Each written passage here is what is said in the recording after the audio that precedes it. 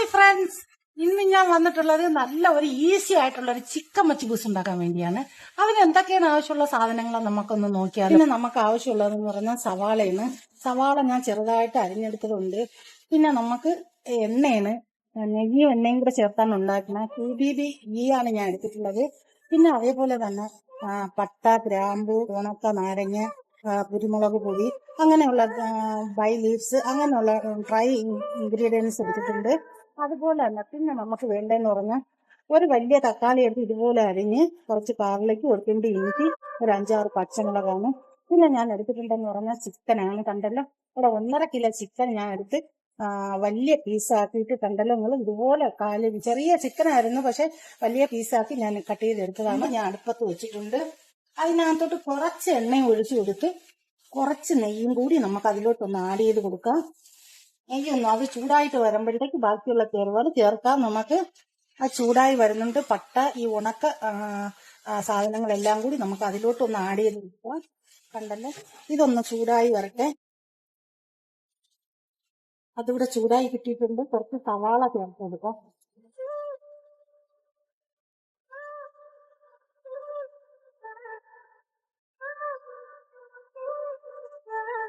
അടുത്തത് ഇഞ്ചി, പച്ചമുളക്, ഇതെല്ലാം അതിലോട്ട് ഒന്ന് ആഡ് ചെയ്ത് കൊടുക്കാം. അതിനകത്തോട്ട് ചിക്കൻ ഒന്ന് ആഡ് ചെയ്ത് കൊടുക്കാം. ഈസി ആയിട്ടുള്ള ഒരു മച്ചിബൂസ് ആണ് കാണിച്ചു തരുന്നത്. ഇതാ ചിക്കൻ ആഡ് ചെയ്ത് കൊടുത്ത് ഒന്ന് ഇളക്കി കൊടുക്കാം.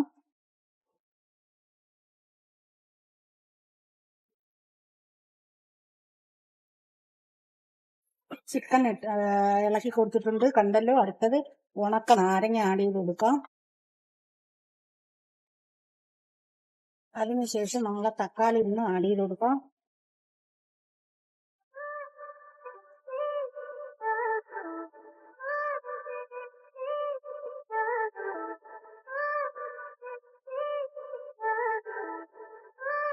രണ്ട് പീസ് മാഗി ക്യൂബ്, 1 ടീസ്പൂൺ മച്ചിബൂസ് മസാല, 1/2 ടീസ്പൂൺ കുരുമുളക് പൊടി, ആവശ്യത്തിന് ഉപ്പ്, 1/2 ടീസ്പൂൺ മഞ്ഞൾപ്പൊടി.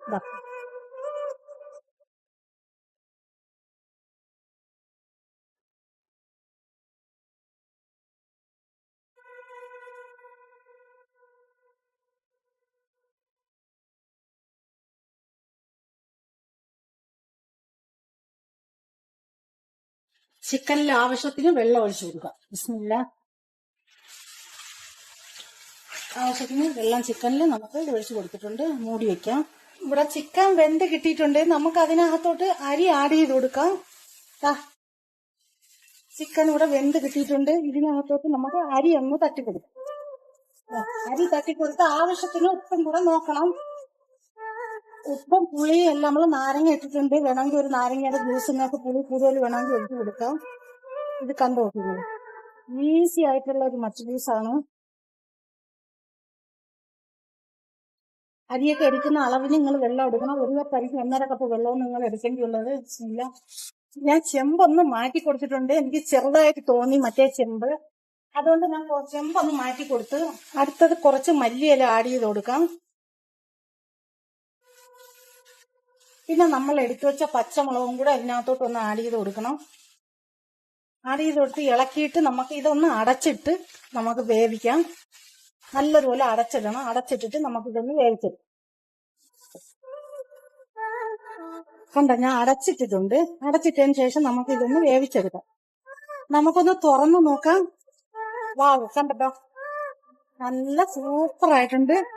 ഇത് നമുക്ക് ഇനി ഒരു അലൂമിനിയം ഫോയിൽ വെച്ചിട്ട് ഇത് മൂടി വെച്ച് ഒരു 15 മിനിറ്റ് സ്റ്റീമിലിടാം.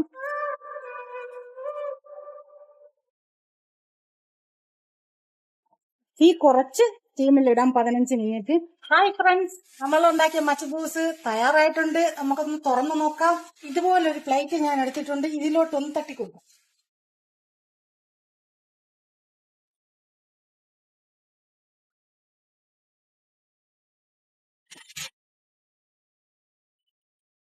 നിങ്ങളെ കാണിച്ചു തന്നിട്ട് തട്ടി കൊടുക്കാം. കണ്ടോ, കണ്ടോ മച്ചിബൂസ്? ഇതാണ് മക്കളെ മച്ചിബൂസ്, ഈസി ആയിട്ടുള്ള മച്ചിബൂസ്. ഇതിലോട്ടൊന്ന് നമുക്ക് തട്ടി കൊടുക്കാം. കണ്ടോ,